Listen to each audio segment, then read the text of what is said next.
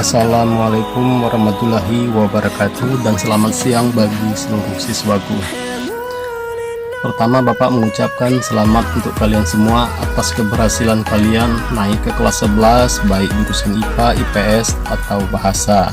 Harapan Bapak mudah-mudahan kedepannya kalian lebih giat lagi belajar dan prestasinya lebih ditingkatkan lagi.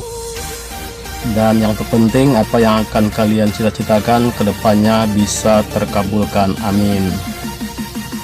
Perlu kalian ketahui, sesuai dengan jadwal untuk kelas 11, Bapak mengajar mata pelajaran Bahasa dan Sastra Indonesia, sedangkan untuk jurusan Bahasa Sastra Bapak mengajarkan Sastra Indonesia.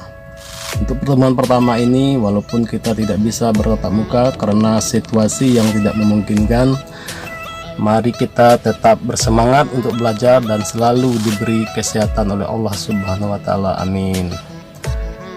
Pertemuan pertama ini kita akan mempelajari tentang debat. Bagi yang sudah mendapat buku, silakan dibuka bab pertama.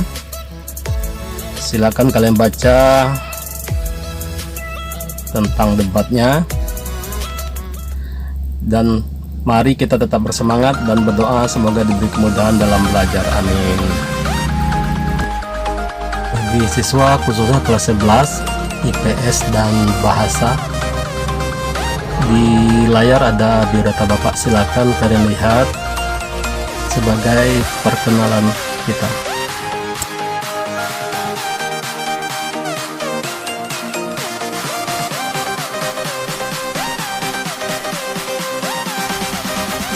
Baiklah, sekarang kita langsung saja kepada materi pelajaran kita pada hari ini, yaitu pengertian unsur, struktur, jenis, dan tata cara berdebat. Dalam kehidupan kita sehari-hari, kita sering berdebat dengan orang lain tentang sesuatu hal. Contohnya, kita berdebat dengan saudara kita sendiri tentang kegiatan sehari-hari di rumah untuk mencuci piring, mencuci baju, atau membersihkan rumah dan lain sebagainya. Biasanya kita dalam berdebat akan mengemukakan pendapat masing-masing dengan argumen-argumen yang mendukung pendapat kita, supaya lawan bicara kita dapat menerima pendapat kita. Akan tetapi banyak orang yang belum paham apa pengertian debat, unsur-unsur, struktur, ciri-ciri, jenis-jenis, dan tata cara debat. Untuk itu, mari kita simak pembahasan tentang debat di bawah ini.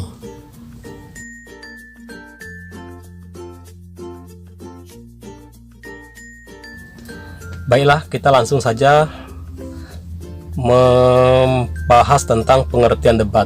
Secara umum, debat dapat diartikan sebagai kegiatan yang berisi pernyataan dan mengadu pendapat atau argumentasi antara dua pihak atau lebih mengenai masalah tertentu dengan maksud atau tujuan mendiskusikan, memutuskan, dan mengkaji perbedaan. Sedangkan menurut Kemendikbud 2015, debat merupakan kegiatan untuk mempertahankan pendapat dengan disertai argumen-argumen yang mendukung pendapat. Itulah pengertian dari debat. Baik, selanjutnya kita lanjutkan dengan unsur-unsur debat. Jadi debat mempunyai beberapa unsur. Yang pertama, mosi. Mosi adalah masalah yang diangkat dalam debat, tetapi mosi ini lebih kepada suatu hal yang menimbulkan kontroversi atau pertentangan. Itu disebut dengan mosi. Yang kedua adalah tim afirmasi atau tim yang menyetujui dari mosi atau tema dalam debat. Yang ketiga adalah tim oposisi, yaitu tim yang tidak mendukung atau kontra terhadap mosi. Dan yang selanjutnya tim netral, yaitu tim yang tidak memberikan dukungan maupun menolak mosi atau tema dalam debat. Jadi tim netral ini sifatnya netral atau memberikan masukan saat debat memanas atau tidak menemukan titik terang tentang sesuatu masalah. Kemudian moderator, yaitu orang yang bertugas memandu atau memimpin dalam jalannya perdebatan. Moderator juga harus netral atau tidak berpihak kepada salah satu tim. Kemudian notulen atau penulis, yaitu orang yang bertugas mencatat hasil kesimpulan dari suatu debat, nantinya akan disampaikan atau dibacakan setelah debat berakhir.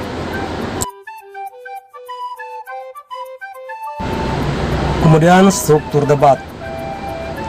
Jadi debat itu sendiri kalau dalam bahasa Indonesia mempunyai struktur antara lain. Yang pertama adalah tahap perkenalan, yaitu tahapan yang menyampaikan salam pembuka dan memperkenalkan masing-masing tim debat. Kemudian yang kedua, penyampaian argumentasi, yaitu tahapan di mana setiap tim, baik afirmasi maupun oposisi dan tim netral, menyampaikan argumen-argumen terhadap pernyataan topik atau tema dalam debat. Kemudian selanjutnya debat atau kita mulai berdebat, yaitu setiap tim afirmasi dan tim oposisi mulai saling memberikan komentar atau tanggapan sanggahan yang kemudian ditengahi oleh tim netral. Seterusnya kesimpulan, yaitu tim afirmasi, tim oposisi dan tim netral menyampaikan kesimpulan terkait mosi atau topik, pendapat, sanggahan dari tim lain. Dan yang terakhir penutup, yaitu moderator memberikan kesimpulan secara menyeluruh, tidak berpihak pada tim manapun, kemudian menutup acara debat dengan salam penutup.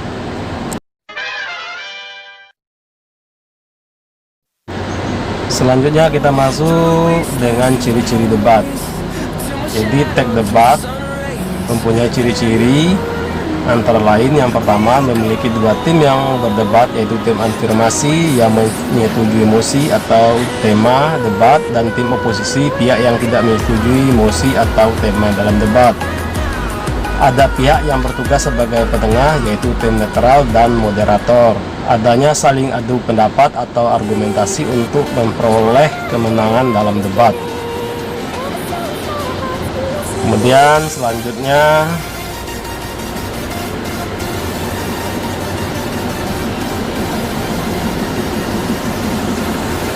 adanya proses saling mempertahankan pendapat antara tim afirmasi dan tim oposisi. Adanya tahap tanggung jawab yang bersifat terbatas dan bermaksud untuk menjatuhkan tim lawan.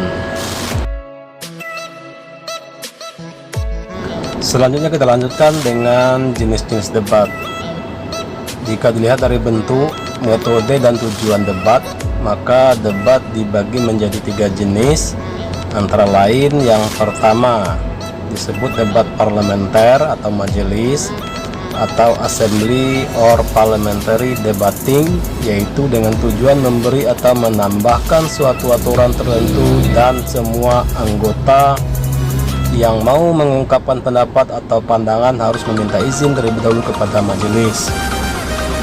Kemudian debat pemeriksaan ulang supaya mengetahui kebenaran pemeriksaan terdahulu atau cross examination debating, yaitu dengan maksud mengajukan beberapa pertanyaan yang saling bertautan atau berhubungan dan mengakibatkan para individu yang diberikan pertanyaan mendukung posisi yang ditegakkan oleh si penanya. Dan yang selanjutnya debat formal dan konvensional atau debat pendidikan atau formal, konvensional, or educational debating, yaitu debat yang bermaksud memberikan kesempatan bagi kedua tim debat untuk menjelaskan kepada para pendengar dengan argumen yang mendukung atau membantah suatu usulan dengan waktu yang sama. Kita lanjutkan dengan tata cara debat.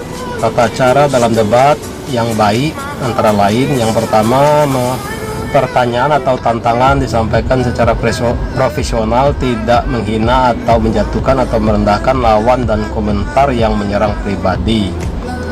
Yang kedua, harus menggunakan analisis kritis, sintetis, dan keterampilan berbicara atau tidak berbicara terbata-bata.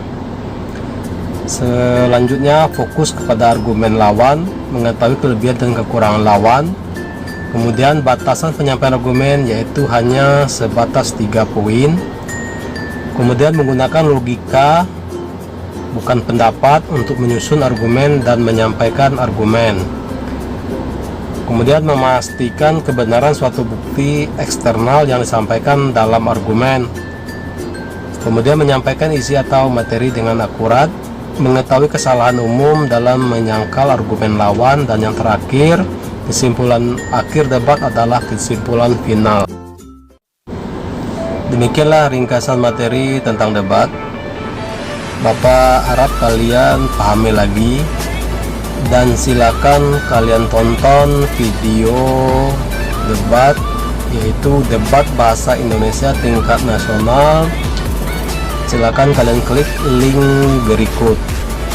Setelah kalian menonton video tersebut, tolong jawab pertanyaan berikut ini.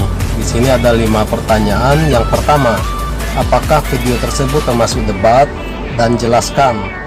Yang kedua, apakah mosi yang terdapat dalam debat tersebut. Yang ketiga, siapa dan dari mana tim afirmasi dan tim oposisi yang berdebat. Yang keempat, adakah tim netralnya? Kalau ada, apa tugasnya? Yang kelima, adakah moderator dan penulis atau nutulennya? Jelaskan tugasnya apa. Perlu kalian perhatikan, tugas ini kalian jawab di buku latihan, didokumenkan dan diberi tanggal. Jangan lupa nama dan kelas. Kemudian jangan sampai hilang dokumennya. Sebagai laporan kepada Bapak, tugas tersebut difoto dan dikirimkan melalui WA kepada Bapak paling lambat hari Rabu depan. Sekian dan terima kasih. Semoga kalian sehat selalu. Amin.